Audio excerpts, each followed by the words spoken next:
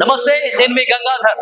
ప్రధానంగా ఈ రోజు చూస్తున్నాం మనము బీసీ డిక్లరేషన్ కామారెడ్డిలో ప్రకటించినటువంటి 42% బీసీలకు కేటాయించాలని చెప్పేసి పోరాటాలు అయితే జరుగుతున్నాయి. ఇదే నేపథ్యంలో తెలంగాణ జాగృతి ఆధ్వర్యంలో 72 గంటల పాటు ఇందిరా పార్క్ వద్ద నిరాహార దీక్ష చేస్తాను, బీసీలకు 42% ప్రకటించేంత వరకు నా పోరాటం ఆగదు అని చెప్తున్నటువంటి కల్వకుంట్ల కవిత నిరాహార దీక్షలో భాగంగా ఈ రోజు మనతో పాటు తెలంగాణ జాగృతి రాష్ట్ర ప్రధాన అధికార ప్రతినిధి మనతో ఉన్నారు. వారిని అడిగి తెలుసుకునే ప్రయత్నం చేద్దాం.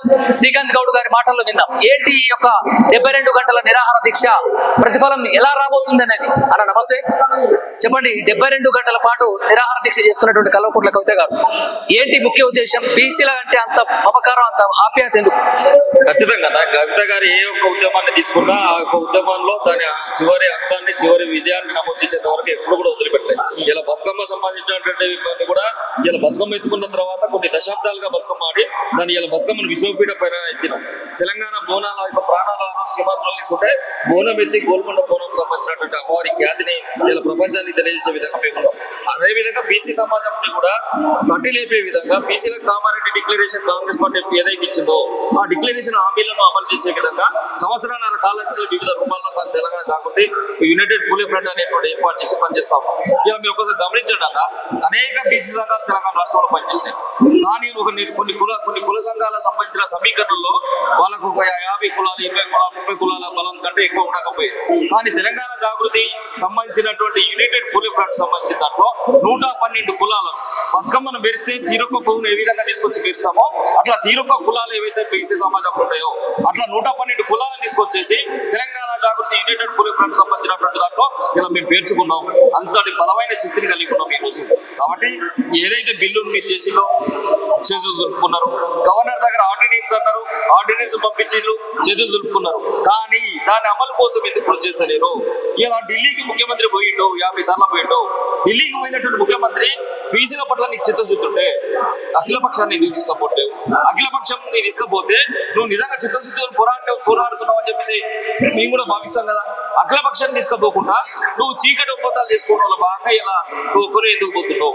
కాబట్టి నేను అనేది ఏంటంటే ఈ కాంగ్రెస్ పార్టీకి కానీ బీజేపీ పార్టీకి కానీ బీసీ సంబంధించినటువంటి బిల్లు విషయంలో ద్వంద్వ నీతిని అవలంబిస్తున్నారు వీళ్ళు. కాబట్టి వాళ్ళకు గుణపాఠం వచ్చే విధంగా బీసీల సమాజాన్ని మరొకసారి చైతన్యపరిచే విధంగా 80% ఉన్నటువంటి ఉత్పత్తి కులాలన్న ఈ దేశంలో మట్టి కులాలు ఇవి. కాబట్టి వీళ్ళు చట్టసభలకు రావాలని చెప్పేసి శ్రీమతి కవిత గారు ఒక పవిత్ర యుద్ధంలాగా ఈ యొక్క బీసీ సంబంధించినటువంటి ఉద్యమాన్ని ఎత్తుకున్నారు. అయితే కాంగ్రెస్ పార్టీ 42% కేబినెట్ లో ఆమోదం తెలిపి మళ్ళీ ఢిల్లీలో అక్కడ పాదయాత్ర, జంతర్ మంతర్ దగ్గర ధర్నా అనే కార్యక్రమం చేపట్టింది. అంటే దీన్ని ఎలా చూడొచ్చు అంటారు? ఏ రకంగా పాదయాత్ర చేసి కాదు, పొరుగు దండాలు పెట్టినా రేవంత్ రెడ్డిని నమ్మేటువంటి పరిస్థితి లేదు.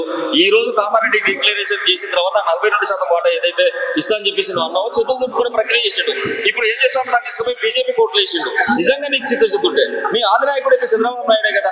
ఇలా కాంగ్రెస్ లో ఇలా నువ్వు ముఖ్యమంత్రి కావచ్చు, కానీ నువ్వు చదువుకున్నది బీజేపీ స్కూల్లో చదువుకున్నట్టువి, RSS లో చదువుకున్నట్టువి, ఇలా కాంగ్రెస్ లో ఉద్యోగం చేస్తానంటివి. మరి బీజేపీలో చదువుకున్నటువంటి నువ్వు మరి అదే బీజేపీగా నీ పడాయిపాయిని ఎందుకు ఒప్పిస్తలేవు? నీ యొక్క టీడీపీలో నువ్వు కాలేజీ పోయినా అంటున్నావు కదా. నీ ఆదినాయకుడు అయినటువంటి చంద్రబాబు నాయుడు కూడా ఒప్పించి ఇలా బీజేపీ పైన ప్రెజర్ పెట్టట్లు ఇలా బనకచర్లను తీసుకుపోయి తాకట్టు పెట్టినావు.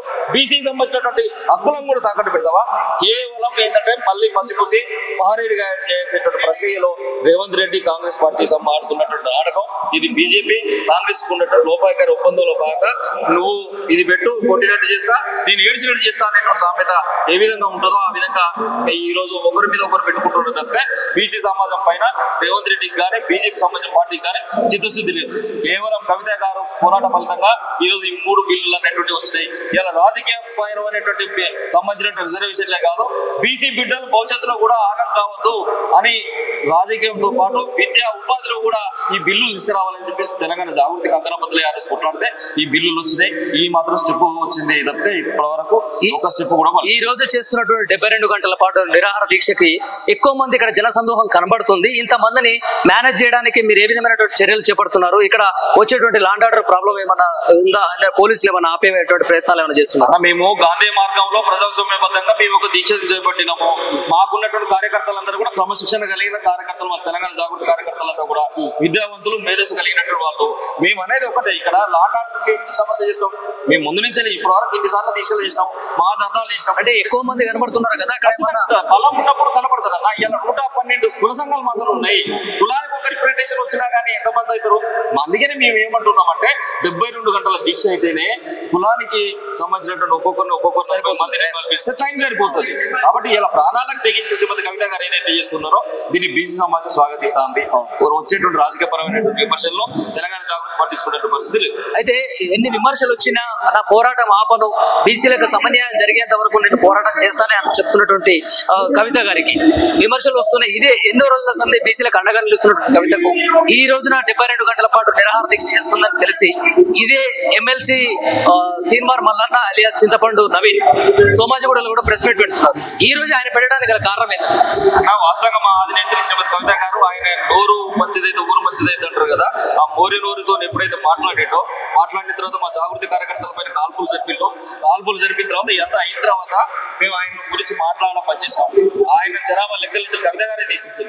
అట్లాంటి వ్యక్తి గురించి మేము ఎట్లా మాట్లాడదామన్నా, నిజంగా ఆయన కాంట్రిబ్యూషన్ ఉంది, బీసీ సమాజం ఆయన వెల్కమ్ చేస్తారంటే స్వాగతించి ప్రత్యేకించి ఈ రోజే ప్రెస్ మీట్ పెట్టడానికి గల కారణం ఇన్ని రోజులుగా లేని ఎప్పుడైతే 72 గంటల పాటు నిరాహార దీక్ష చేస్తానని చెప్పారు కవిత గారు బీసీ ఉద్యమంలోకి రాగానే వాళ్ళ కూసాలు కదులుతున్నాయి, వాళ్ళ కుర్చీలకు ఎక్కడ అదైతుందో అనేటువంటి భయం ఉన్నది.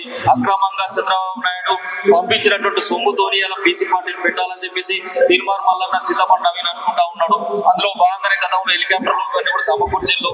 కాబట్టి ఆంధ్ర పార్టీలకు దాసోహం అయిపోయి ఇక్కడ బీసీ పార్టీని మళ్ళీ తీసుకొచ్చి ఈ కొత్త దుకాణం ద్వారా బీఆర్ఎస్ పార్టీ ఓటింగ్ కి గండి కొట్టేటువంటి ప్రయత్నం చేసేటువంటి దాంట్లో కీలక పావుగా మలిగినటువంటి వ్యక్తి ఈ చింతపండు నవీన్ అనేటువంటి వ్యక్తి. అయితే 42% అనేది చట్టబద్ధత 9th షెడ్యూల్ లో చేర్చి ప్రకటిస్తే బాగుంటుందా, లేకుంటే జీవో ద్వారా వస్తే బాగుంటుందా, అది ఆర్డినెన్స్ ద్వారా? ఆర్డినెన్స్ అనేటువంటిది మేము ఆ రోజు పాక్షికంగా స్వాగతించాం. ఇలా బీఆర్ఎస్ పార్టీ వాళ్ళు మీరు ఆర్డినెన్స్ మీకు మాకు భిన్నాభిప్రాయాలు వస్తాయి దీంట్లో అని అంటున్నారు. మేము క్లారిటీగా ఉన్నాం, చాలా క్లారిటీగా ఉన్నాం. ఆర్డినెన్స్ అనేటువంటిది అత్యవసరంగా చేయాల్సినటువంటి పని. దానికి ఒక 6 నెలలు ఎవరు కూడా కోరు. నిజంగా కాంగ్రెస్ పార్టీ చిత్తశుద్ధి ఉంటే ఈ 6 నెలల్లో ఎలక్షన్ పెట్టాలి.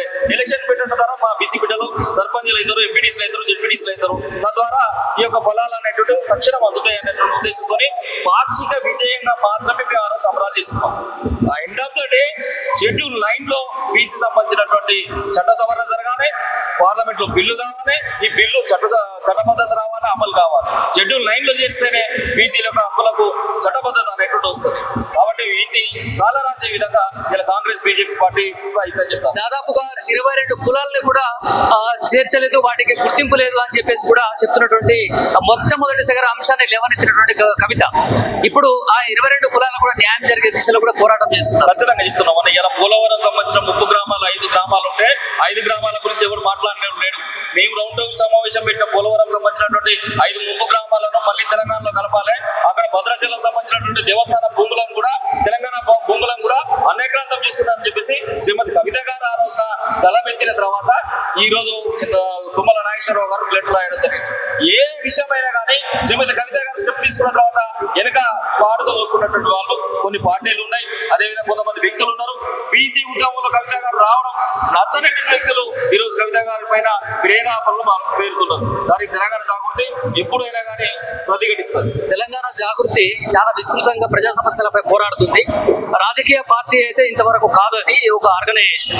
అయితే మీ రాజకీయ పార్టీ ప్రతిపక్షాల కంటే ధీటుగా ఎవరు చేయనటువంటి విధంగా వినూత్నమైనటువంటి సమస్యలను ప్రశ్నిస్తూ ప్రభుత్వం నిలదీస్తుంది. ఏంటి రానున్న రోజుల్లో కవిత పార్టీ పెట్టబోతుందా? మేము పార్టీ దిశగా ఎప్పుడు కూడా మేము ఆలోచన చేయలేదు. ఆ దిశగా మా ప్రయాణం ఉండేది. మాకు end of the day KCR గారు మా బాసు. కేసీఆర్ గారి యొక్క ఆశీర్వాదంతోనే తెలంగాణ జాగృతి పుట్టింది, జయశంకర్ సార్ యొక్క ఆశీర్వాదంతోనే తెలంగాణ జాగృతి పుట్టింది అని చెప్పేసి ముందు నుంచే చెప్తున్నారు. బీఆర్ఎస్ పార్టీకి కేసీఆర్ గారికి బీఆర్ఎస్ పార్టీ ఒక కన్ను, జాగృతి ఒక కన్ను మొదటి నుంచి కవిత గారు చెప్తున్నారు. ఇంకా రోజు నిరూపించుకోవాలంటే ఏం నిరూపించుకుంటామన్నా నిరూపించుకోవాల్సిన పని లేదు. తెలంగాణ జాగృతికి అర్థం కాకపోతే లేకపోతే ఏముంటదంటే కొన్ని పదునైనటువంటి అనుబంధ విభాగాలు ఉంటాయి. ఈ రోజు ఒకప్పుడు 10 విభాగాలతో పనిచేస్తాం, ఒక రోజు 7 విభాగాలతో పనిచేస్తాం, ఈ రోజు 22 విభాగాలతో పనిచేస్తా ఉంటాం. కాబట్టి ఒక పార్టీకి ఎట్లాంటి అనుబంధ విభాగాలు ఉంటాయో అట్లాంటి అనుబంధ విభాగాలు మా సొంతం కాబట్టి మేము గ్రాస్ లెవెల్లో బలంగా కనపడతాం. కాబట్టి దీన్ని కొంతమంది ప్రజలు కానీ తప్పుదో పట్టించేటువంటి వ్యక్తులు కానీ కవిత గారు పార్టీ పెట్టబోతున్నారు అని చెప్పేసి తప్పుడు స్టేట్మెంట్లు ఇస్తున్నారు. కవిత గారు ఒకవేళ ఆ స్థాయి అట్లాంటి ఆలోచనలు కనుక ఉన్నట్లయితే మేము మాకు చరిష్మా ఉన్నటువంటి నాయకురాలు కవిత గారు మొదలు నుంచి.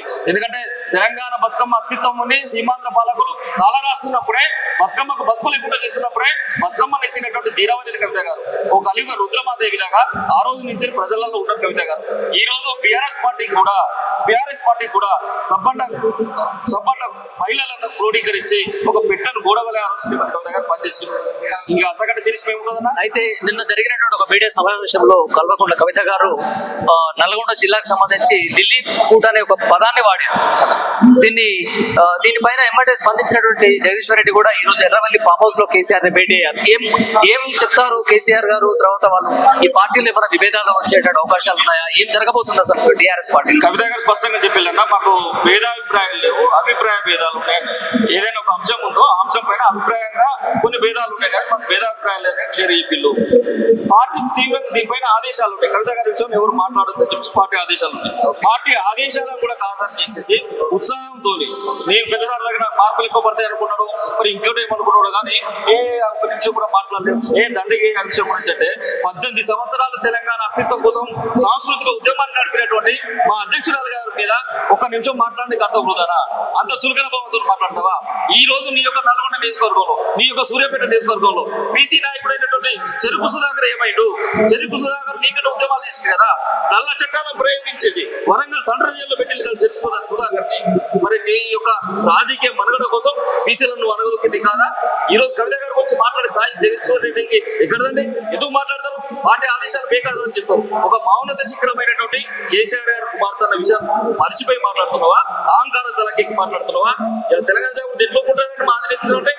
కాబట్టి ఎవరైనా కానీ పార్టీ ఆదేశాలు ఉన్నాయి, ఇది ఒక కుటుంబ సమస్యగా భావిస్తూ ఉన్నారు. రేపు రోజున అందరూ కూడా కలిసిపోతే నేను కూడా కేటీఆర్ గారి దగ్గర పోతా, నేను కూడా హరీష్ రావు గారి దగ్గర పోతా, నేను కూడా పెద్దసారి ఆశీర్వాదం తీసుకుంటా. మేమందరం అంటే వాళ్ళు కూడా మా కవిత గారి దగ్గర రావాల్సి ఉంటుంది. ఇవన్నీ ఉంటాయి. ఇవన్నీ గుర్తులేకుండా కేవలం ఏదో చేస్తా అని చెప్పేసి అహంకారం మోహన నిప్పుకొని లైట్ గా తీసుకునేటువంటి మాటలు మాట్లాడి వాళ్ళు ప్రజలు పట్టించుకుంటారు. ప్రజలు పట్టించుకుంటే ఈ రోజు ఇంద్రపార్కు ఒకసారి ప్రజలు పట్టించుకుంటున్నారా లేదా? 112 కులాలు ఈ రోజు ఇక్కడికి వచ్చినాయి.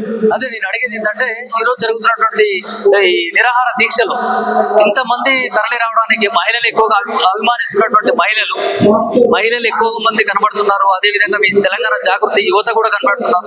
ఇంతమంది ఆదరణ సంపాదించడానికి తను చేస్తున్నటువంటి కృషి ఏ విధంగా అసలు ఆమె టైం బ్యాలెన్స్ ఎలా విధంగా చేస్తుంది? నా ప్రయాణంలో ఎంతో మంది మహిళలను సాంస్కృతిక ఉద్యమంలో మేకప్ చేసుకున్నారు కవిత గారు. కవిత గారు మొహాన్ని చిరునవ్వు ఇప్పుడు ఉంటుంది. ఓ రిసీవింగ్ అనేటువంటి ఉంటుంది. నాయకుల లక్షణం ఏంటన్నా, నాయకుల లక్షణం ఏంటన్నా రిసీవింగ్ అంటే ఇంతమందిని బ్యాలెన్స్ చేయడం సరిపోతుందా? టైం ఉన్నదన్న మాకు కార్యకర్తల బలం ఉన్నది. దీనికి సంబంధించిన విభాగాలు ఉన్నాయి. యూపీఎఫ్ అనేటువంటి సంస్థ మాకు ఆల్రెడీ మేము ఏర్పాటు చేసుకున్నాం. కాబట్టి ఆ యూపీఎఫ్ సంస్థ ద్వారా వీళ్ళందరినీ కూడా మేము కోఆర్డినేట్ చేస్తాం. ఇది చూస్తున్నాం. 72 గంటల పాటు జరుగుతున్నటువంటి నిరాహార దీక్షకు తండోపతండాలుగా వచ్చినటువంటి కవిత అభిమానులు కావచ్చు, తెలంగాణ జాగృతి కార్యకర్తలు, నాయకులు ఎక్కువ మందిగా ఇక్కడ హాజరైనటువంటి పరిస్థితి. బీసీ సామాజిక వర్గానికి 42% రిజర్వేషన్ ఖచ్చితంగా ఇవ్వాల్సిందే అని చెప్పేసి చేస్తున్నటువంటి పోరాటానికి బీసీ సంఘానికి చెందినటువంటి కుల సంఘానికి చెందినటువంటి వాళ్ళందరూ కూడా కవితని హర్షిస్తూ అభినందిస్తున్నటువంటి పరిస్థితి చూస్తున్నటువంటి నేను మీ గంగాధర్. నమస్తే.